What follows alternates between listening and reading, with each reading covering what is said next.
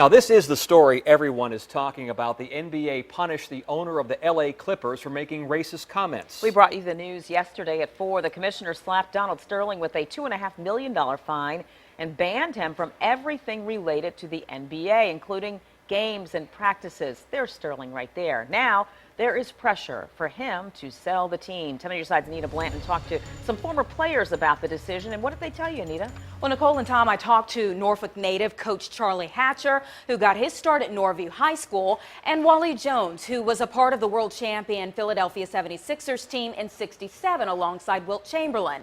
They're here this week for the Virginia Squires Legends reunion. It's a first for the ABA, and they say hatred and bigotry have no place in the NBA today.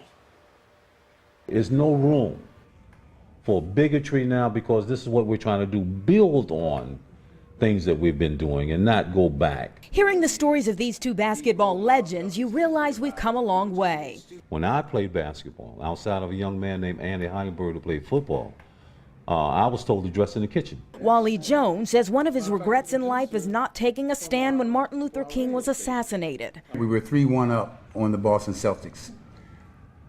We voted not to play, but the powers that be, I wasn't man enough to say I'm not going to play. So they're proud of the fortitude the LA Clippers have shown in the midst of adversity and the statement Commissioner Silver made banning Donald Sterling for life from the NBA. What they did is symbolic of what our society should have. We're not going to tolerate this madness. Basketball, or sports at large, is the most transcendental ambassadorial events on the planet. We can transcend race, color, and barriers. They say the issues that have surfaced in light of this controversy have proven what they preach throughout the country year after year. This is bigger than basketball. When legends speak, people listen. But kids have an impressionable identification with pro athletes. These are men who've experienced the worst, yet still managed to thrive. Names, throwing things on a basketball court. So we came up during the time when this type of stuff was accepted. It's not anymore. And as they prepare to unite with some of the best, we're bringing something back to Virginia that's super special, bringing the greatest of the greats right back to the Hampton Roads area. They know that as far as we've come, we still have work to do. Right now, Donald Sterling is vowing not to sell his team. The NBA owners will decide his fate, though.